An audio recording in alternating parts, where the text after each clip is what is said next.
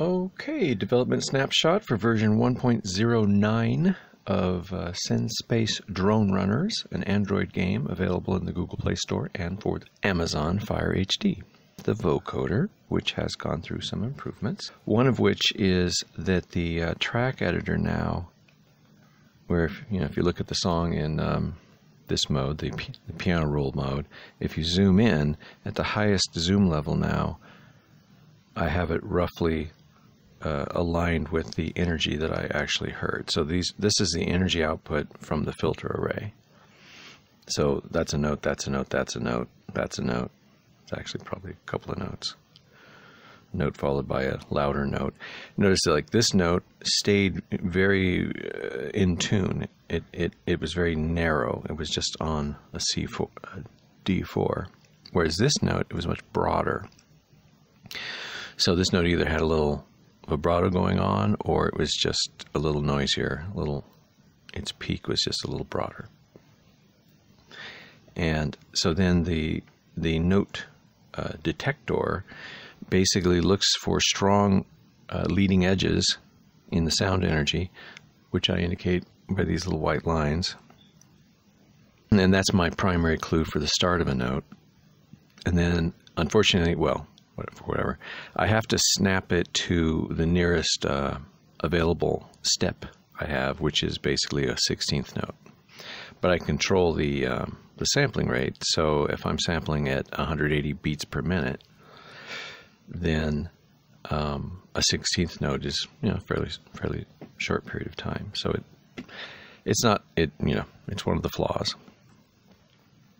And like here, for example, why didn't the note start there? Should it have started there? Why did it start here? I mean, if we look at the raw data, we can see clearly there was a second note here, much louder. And so the question is, even though I found a strong leading edge, this is a very dark signal. This was not a very loud sound. So was that really a note, or was it, let's see, it was a B4. So there's also a B3, and it doesn't really seem like it. 1, 2, 3, 4, 5, 6, 7. I don't know. That might have been a real quiet note. But if I play everything I hear, then I just end up with chaos. So it's actually good for me to overfilter a little bit, he says, to make himself feel better.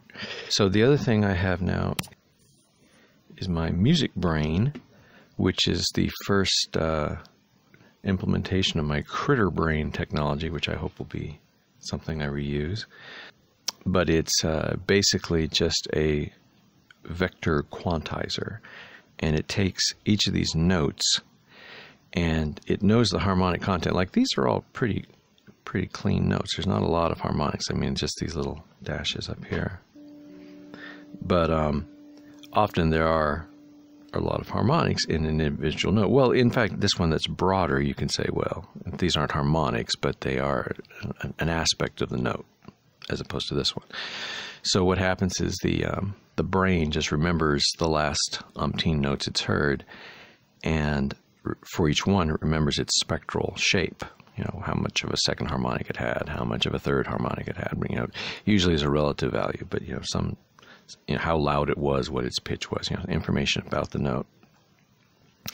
And then rather than just remembering every note that it ever hears, the VQ allows it to sort of remember the N most unique notes it ever heard.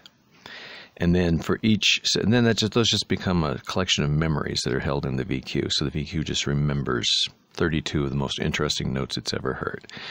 And it remembers them by remembering their little N tuple, their little N numbers that represent that note. What is the percentage contribution from the second harmonic? And if you think of that as just like a 3 tuple, an XYZ, you can see how you would compute the distance between 2 points in space. So I'm just doing the same thing for my N tuple, which I think I have 6 elements at the moment, which I don't really need. The purpose of this particular little MusicBrain is to recognize the voice of the person or instrument making the note. And so when you're listening to several instruments play at the same time, I would like to be able to pick out the ones that were played by the piano and the ones that were played by the guitar and the ones that were sung by the alto and the ones that were sung by the tenor, and, you know, keep them separate. I put them all in one track, but I target them as a separate instrument. And then over here on the band tab, you see a list of the instruments used in the song so far. And if we add instruments, this list gets longer. And then there's the old replace button where you pick the instrument that you don't want anymore and you replace it, and it just goes through the whole song, and every place where that instrument was used, it uses this instrument instead, whatever you have selected as your current piano instrument. But the new things are these low, mid, and high buttons, which are like these shortcut buttons. See, they're circles. Where I can, you know, hold one of these down, and I can bind the current instrument to one of these numbers, but I can also bind it to one of these words. And if I bind it to one of these words, these are the words that the music brain is using. So it remembers a bunch of notes, but for each one it remembers, oh, this one came from the low voice, the mid voice, and the high voice. So you long press to bind an instrument to them. If you tap on them, it just shows you what they are. So the low voice is FM bass, the mid voice is FM dreamy, and the high voice is wind flute. So this particular vocoding was just of a guitar player that ended up being a really good guitar player, and kind of made me feel like maybe this is going to work. Maybe this is actually going to let you sit there and play your guitar and make something fun. Not that you didn't already have ways of doing that, I'm sure. Probably do a vocoding in front of you to show you the music brain, but I'll capture this footage now since I have it in memory, and we'll zoom in all the way and we'll just play it. Oh.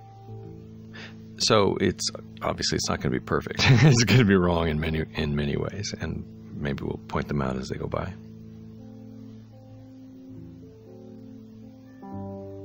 And again, this is, so most of these notes are being played back on the FM Dreamy instrument. The very lowest are being sent to the FM bass instrument, and the very highest are being sent here. Now, technically, I don't need a music brain to make that determination, but I get into various gray areas, like what happens if the bass suddenly decides to, you know, zoom up and play some higher notes. I don't necessarily want him to suddenly turn into FM Dreamy. I'd like him to stay the bass. And similarly with the alto, if the alto wants to dip into the mid-range, or if the mid-range wants to rise up into the alto.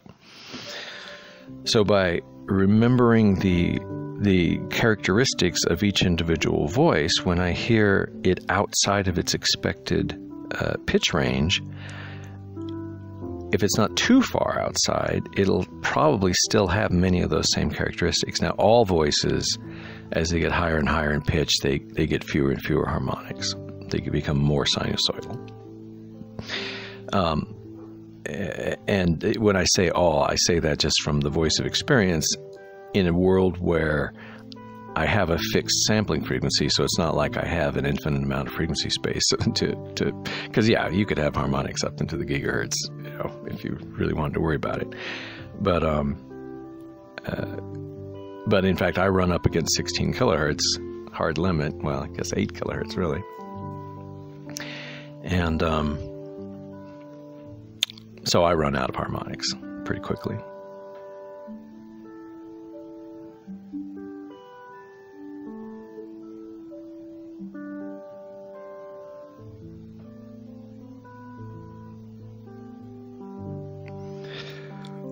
Now, I sampled at 180 because that's 3 times 60. And I said that when I was sampling Moonlight Sonata, which I now know. You know, I never thought much about Moonlight Sonata. But it's really nice. The first movement, at least, that's really pretty. I really like it. And so simple looking. It's just basically a repeated triplet. Would you call that an arpeggiated triplet? I don't know. Anyway, just dun dun dun dun dun dun dun dun dun dun dun dun dun dun dun dun dun. But a nice chord progression and a nice rhythm, and it's not just robotic boom, boom, boom, boom, boom, boom. It's this boom, boom, boom, boom, boom, boom. You know, it's a nice lilting kind of thing. And then there's this counterpoint that's just on the beat, you know, bam, bam, bam, bam, bam, kind of behavior. And it's really nice. But anyway, it's because of the triplets, and because my sequencer doesn't really have any real concept of threeness.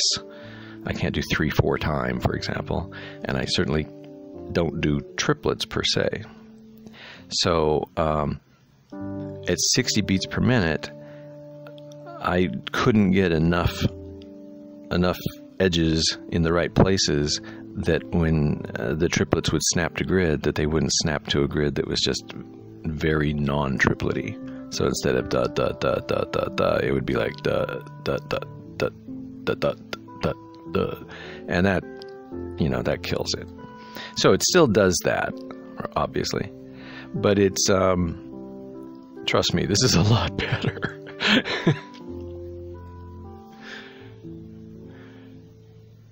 And like I said, those are probably, how quiet are those? That's an 8. Yeah, that's a pretty quiet note.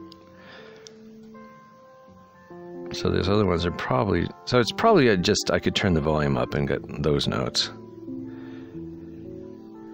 But there are a lot of the math is done in a very relative fashion, so that if I get a loud song in or a quiet song in, I can adjust, or I think I can adjust.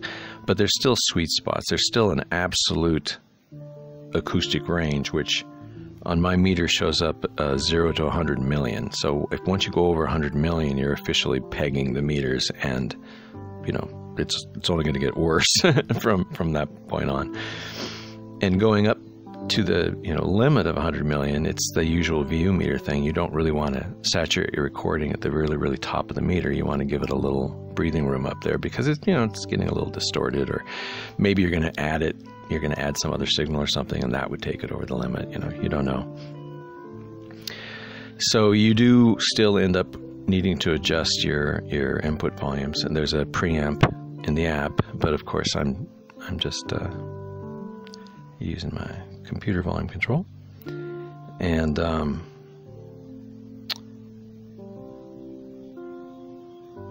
isn't that nice?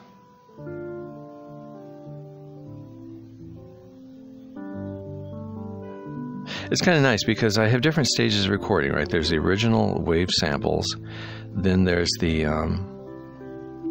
spectral recording, which is just all of the frequencies mushed back together, and then there's the format recording, which depending on if it's voice or music is a little different, but basically finding the notes, but still just playing them as the recreated sine waves. And then there's the groove recording, where they've been turned into MIDI events and actually could be played back on a variety of instruments on your synthesizer. But as this process goes through, it's always been that the raw wave samples, sounded best, sounded the most like music, and the spectral recording sounded the next most like music, and the format was slightly less like music, and the groove was always like, never had any sense of rhythm, and either got too many notes or too little notes in it to a really aggressive level. And adding this energy background display recently was, no surprise, very helpful in refining the note detection technology. Where before I was basically just looking at the absolute energy level and saying, well, it's low, it's low, it's low. Oh, no, it's high, now it's high. And any way it got high, I would take it as the start of a note, whether it went up slowly or quickly. And you'll see I actually have a problem now. I can't synthesize, I can't sample strings at the moment. Any kind of a slow attack at the moment, I don't see it, because I optimized for the attack, and that just made a world of difference, a world of improvement in the feeling of the actual timing of the song. It still has all these little 16th note jitters, though. But sometimes it creates little strums out of something that originally was just a smash altogether. like that. Well, that was probably real. If it sounds really great, it was probably real. But it's just so interesting, and you can see how the actual music is a lot more graceful and swoopy than my digitized attempts to say you are a note at exactly this pitch. But still, I pursue it. I will shove it into a square hole. I will achieve my goal. I just need music for star maps. I could listen to this over and over again. I have listened to this over and over again. And I could edit, the really sour parts. And if you were to, tweak it right now while you still have the energy information, which is going to be lost,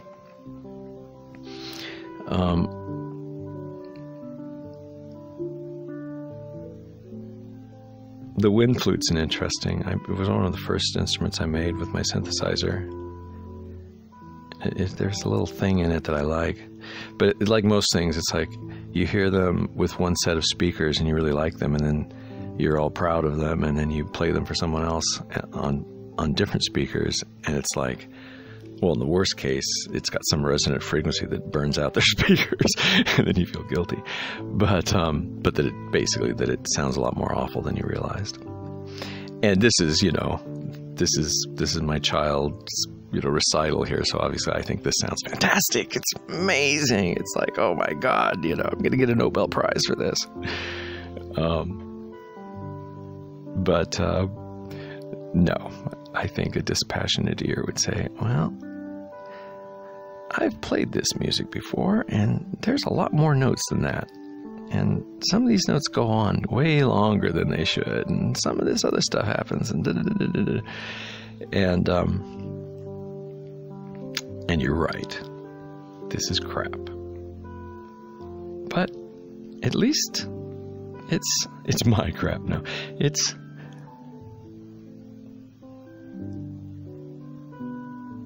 Yeah, I just think it's been doing a lot better since I added the energy display. Although now it's like, well, maybe I'd like to see the energy all the time. It is, it's like it drops me down to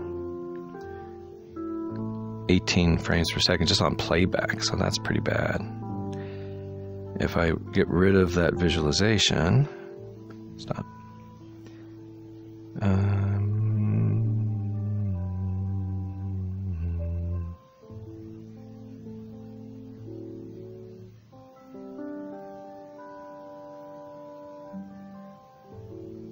I find I'm doing better when I'm less anal about the note end as well.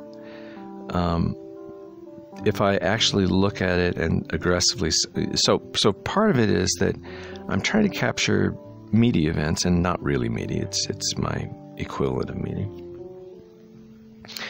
I'm trying to capture these events for subsequent playback on an instrument that's going to take my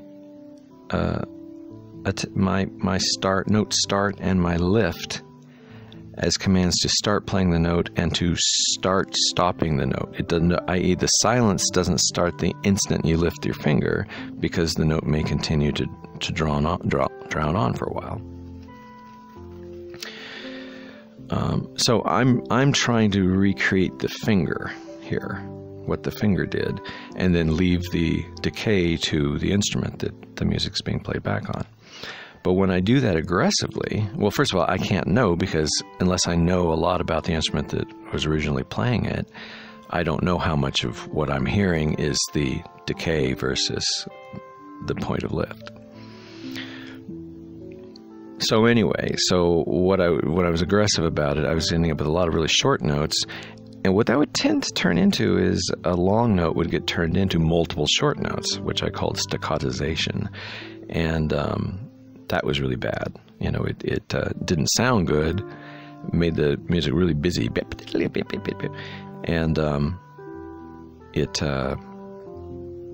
inflated the number of notes. And I have a budget here, and I can't have any more than 4,096 events, so I'm limited to like 2,000 notes per track. And which sounds, like a reasonable number, and maybe it is, but it's been a challenge. Your 3-minute song tends to, like this one, it just went on until I filled up. So still, this was a long recording, 8 minutes.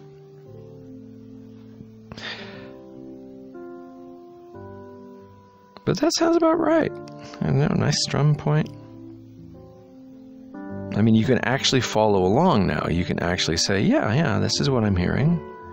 I can wait for this note. I can pick a note, I hear it, and then I can just listen for hearing it again. That one note.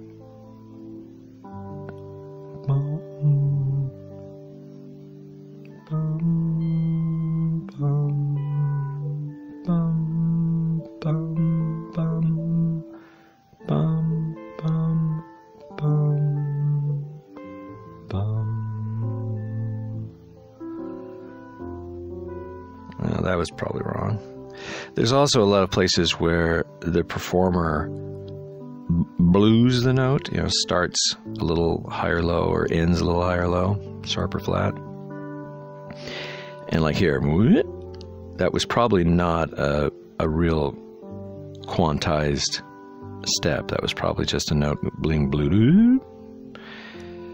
And technically I could figure that out. I could actually figure that out more easily than I could recreate it, because my sequencer playback, while I have FM, I mean, I'd have to create an envelope just for that one note, and remember that in my piano roll. And it's possible that if you're going to do it a lot, I could just say, well, it's a feature that this kind of note is going to do that, and you just one bit to turn the feature on, and then I add it or subtract it as I feel the need. But I don't think that would meet anybody's needs, so I'm not going to pursue that. See how far I can go with these quantized sweeps. And it happens a lot. There's a lot of, kind of stuff that just ends up being. And if the note detector is poor, instead of being it becomes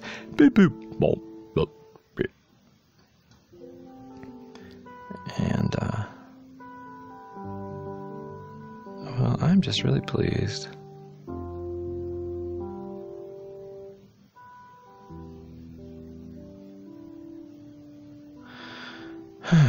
Okay, well, let's vocode something. Let's do Moonlight Sonata, my new favorite song. Thank you, Beethoven. Now we delete the previous recording. We delete the samples. We are not connected. Everything's fine. So we start the recording, which starts in paused mode now. That's a new feature, actually, in the options, in the nerd options. New groove recording starts on note 1 or instantly. But on note 1 is nice because you can start the recording and then you can muck around with the vocoder, and the real groove recording doesn't start until the vocoder emits its first note. And that's nice. Okay, so this is still paused. It's ready to record. Oh, and let's do this at 180. And because this is the song with the triplets. So now we start the vocoding, and then we play the song. Okay, so down here is the music brain, and right now it's not full of notes yet. Bang, it just got its 30-second note. So these were the first 32 notes, and now the new notes are hijacking some of these old ones as needed. So these old ones that are really similar, they're close to each other in enSpace, and when needed, they're like two little bubbles that pop into one bubble, a slightly larger bubble. They have mass, and the mass is never lost. So after I've heard 1,000 notes, the total weight of all the memories in the brain will be 1,000. but individual notes will have a mass indicating how many times they were heard. And they're not just notes per se, they're voices. So ideally, this could be 32 different voices. If they were 32 unique-ish enough singers, maybe, and they all sang just one note, I would know what each of them sounded like with that one note and give you 32 unique memories. And the point of the memories is when I hear a new note, I compare it against all the old memories, and whichever one it's closest to, I add it to that note to increase the mass of that note. Now, in fact, I not only add it to that note, but I tug the note a little bit towards their mutual center of mass. So the new note is lost. It's not seen anymore. You just see the old note, but the old note is a little bigger and a little more to the right or something. And by the right, I mean in some six-dimensional form. You can see the dimensions as these little clock hands. I'm using my Roy G. Biv. Oh, like that note came in with a really strong green or blue. I guess yellow. I don't know. That's probably blue and that's probably green. I'm a little colorblind, I think. Obviously. But anyway, so the red notes, the green notes, and the purple notes are the notes that are being sent to the low instrument, the mid instrument, and the high instrument. So the entire vocoding is being put to a single track in the sequencer, but the individual notes are tagged as being played on 3 different instruments, which you can then change later. And since this is originally a piano, that's not really needed. And the right thing for me to do would be to bind piano to all 3 of the notes, all 3 of the instruments. But for most music, it's nice to have a bass and, a piccolo, and then everything else in the middle. This is new, and it's clearly not completely working yet, except that the job that it's being asked to do is so simple that it doesn't really matter. So it's really more just eye candy at this point of like, well, it's something interesting to look at. But I know there's something weird because there's always this really large mass circle, and I'm pretty sure that's the one that has the fewest characteristics, the closest to all elements of the vector being 0, basically. Because no matter what you were, if you play a quieter and quieter and quieter note, all of your little, well, not really. I do the harmonics as relative stuff. Anyway, that's what's going on there. These little lines kind of tell you what I thought was unique about, or how different they were. And it kind of makes sense. These guys look pretty different, and they're off to the side by themselves. And these guys all look kind of the same. They've all got a yellow guy. I mean, they've all got a pretty strong yellow guy. Roy G. Biv, red, orange, yellow. So that's pitch intensity, second harmonic. So yellow is the octave harmonic. So this guy had a huge octave harmonic. And again, the low frequency instruments, the lower pitched notes are the ones that are going to tend to have the most harmonics, at least, again, in my environment.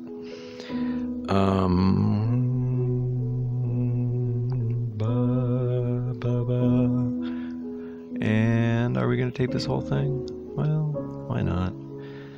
I can edit it out. And of course, we still see our rhythm rainbow, chord rainbow, I call it now.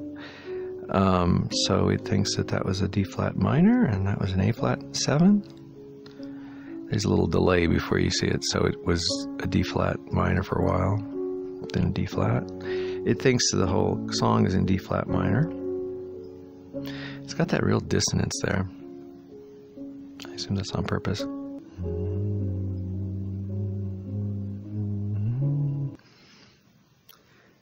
So eventually I'll be using this for things other than just which instrument was that. I'm thinking of using this for lifelike critter AI. Like, should I hunt for a cookie? Should I take a swipe at another animal? I probably have said everything 10 times over here, so the MusicBrain, which I showed you. The band panel now has these 3 new buttons and a little new behavior where you can define a band, and then vocodings are recorded onto a single track, but with the individual band member showing up as bound to those different instruments. A track now at the highest magnification includes as a background image the energy, the sound energy, where this is time and this is frequency. So like this note is A flat in octave 4, and it started just at the beginning of the 6th measure. If I gave you a contrast and brightness knob, you could look at this energy in sort of a 3-dimensional sense, because at one level every single spot on the screen would be red because there's a little bit of sound everywhere. So this is just kind of cropping off at the very peaks, looking at the loudest sounds. Now I did try to sort of adjust things so that it kind of matches my subjective perspective of how long the note lasts, but in the physics sense, it's definitely lasting longer. So this is Moonlight Sonata.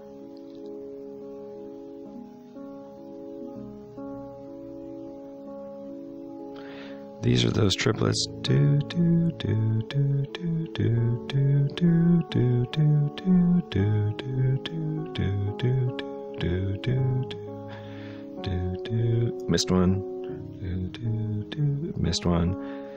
Do do do do do do do. Missed one. Do do do do do do do. Missed one. Do do do do do do do do do do do do do. Missed several.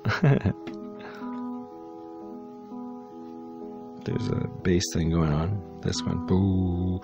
Now there's actually another. There's like another octave down that I don't go down to octave 1. I think that one maybe.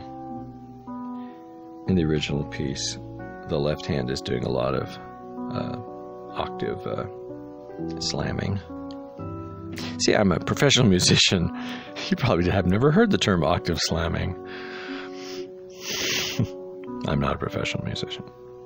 As far as I know, there is no term octave slamming.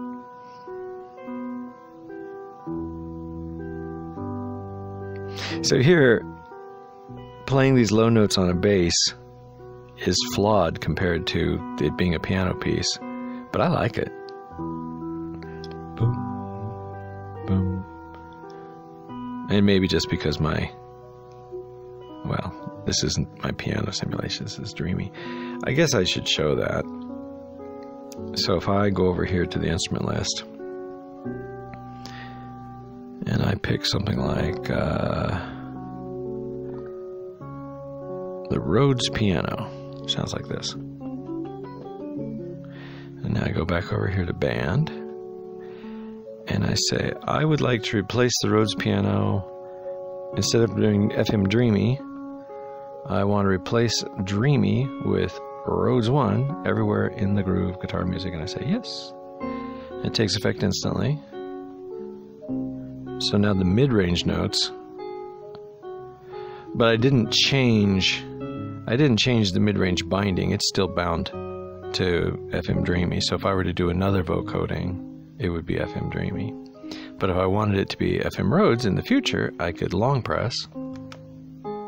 And now the mid-range, high range, mid-range, now the mid-range is FM Rhodes. But I kind of want my mid-range to be FM Dreamy. I need to get FM Dreamy selected over here, and then I can long press to select it. And okay, so I've got FM Dreamy selected. I want it to be my mid, and now it is my mid. It's no longer slot 2, but it is my mid.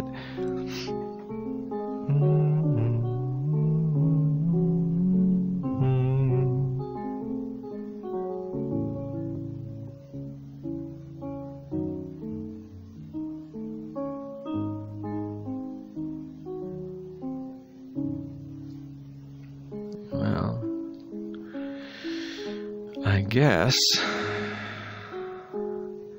we really need to hear it on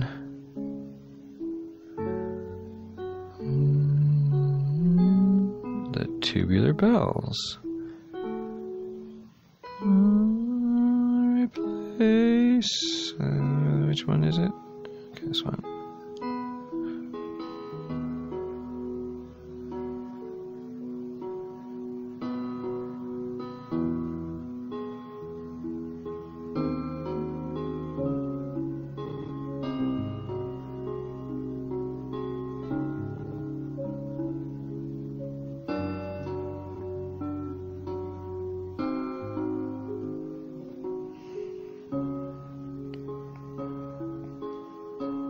Problem is my tubular bells they have a really long decay.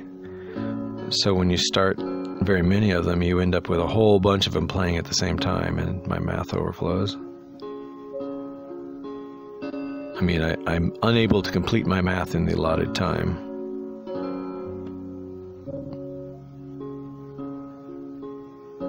Is that actually better if I close the window?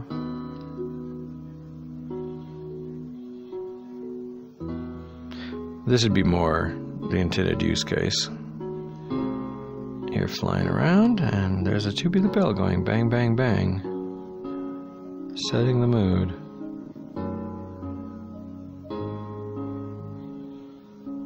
You know, and of course I have dreams of doing things like, if I'm playing music of a particular key signature, I can tweak all the sound effects to fit in with that key signature. All the sound effects that are based on the music engine, which should be all of them, really.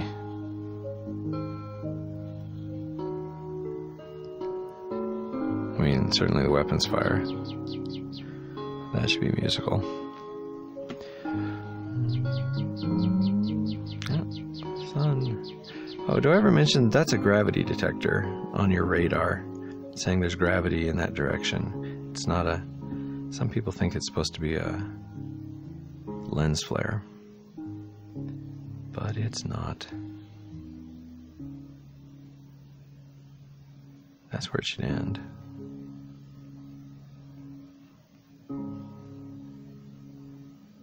Oh, that's where it is in. I'm sorry. I was right. Okay. Well, anyway, so I am a proud father of Vocoder 1.09. I think it's almost a musician. Oh, I guess the one other thing I wanted to show was,